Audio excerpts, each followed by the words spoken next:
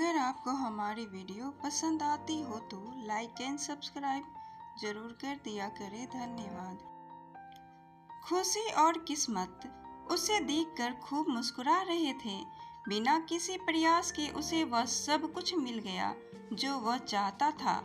वह लंबा, मजबूत, सुंदर आदमी था जिसके लिए हर महिला लड़की चाहती थी। उन्होंने पैसों के बारे में कभी नहीं सोचा क्योंकि उन्हें नियमित रूप से एक अज्ञात रिश्तेदार से विरासत के बाद विरासत मिली रहती थी। वह जुआ खेलने में इतना अच्छा था कि अब कोई भी उसके साथ जुआ नहीं खेलता था और हाल ही में कैसीनो मालिक ने भी उसके चैरिटी खाते में पैसे भेजना शुरू कर दिया ताकि वह उसके प्रतिष्ठानों का दौरा न करे।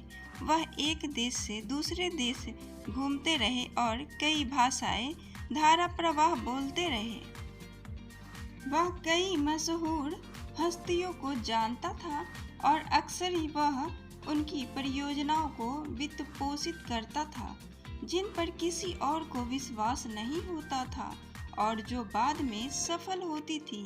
भाग्य से खराब होने के कारण उसने वह सब कुछ देखा, जाना और चखा जो वह चाहता था।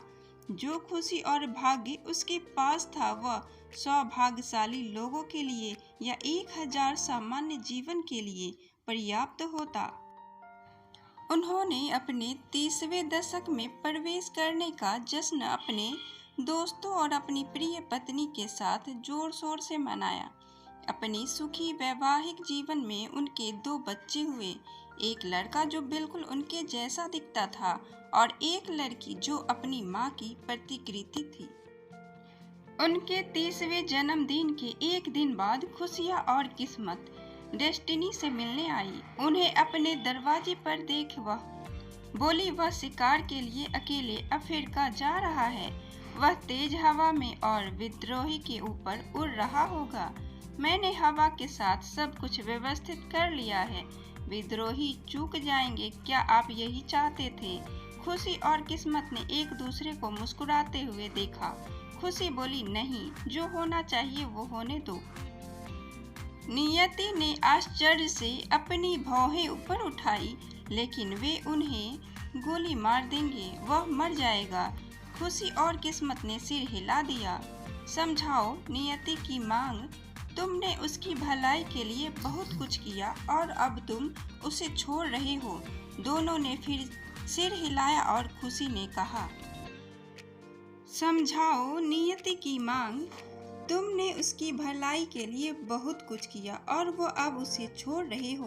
दोनों ने फिर सिर हिलाया और खुशी ने कहा, वह बाकी सभी से ज्यादा खुश था। वह अपने चरम पर पहुंच गया। उसके बाद पतन शुरू हो गया। बड़े अनुभव की चाह में उसने पहले ही नशीली दवाओं का सेवन कर लिया। यह उसके परिवार के पतन और टूटने का कारण बनेगा। वह तेजी से जलेगा, परंतु अपने निकटतम लोगों को कष्ट देगा और पीड़ा देगा। वह स्वयं की धारणा को नष्ट कर देगा। यदि वह अब मर गया तो उसका जीवन एक रंगीन उत्सव बनकर रह जाएगा। हर कोई उसके लिए दुखी होगा, विधवा और बच्चों के लिए। वे कहेंगे, वह एक दयालु व्यक्ति था, बहादुर, भाग्यशाली, उदार। उसने बहुत कुछ अच्छा किया और वह और भी अच्छा कर सकता था। जीवन एक टूटता सितारा है। नियति ने ध्यान से सुनने के बाद सोच समझकर कहा कि ठीक है, हाँ, समय पर निकलना भी एक सफलता है। मैं केवल एक ही बात पूछता हूँ। भाग्य ने कहा, कृपया सुनिश्चित करें कि विद्रोही सटीक हो और मृत्यु अचानक हो। उसे कुछ समझ नहीं आएगा। नियति ने जवाब दिया, नहीं समझेंगे। खुशी ने सहमति जताई, हम दोनों गलत थे।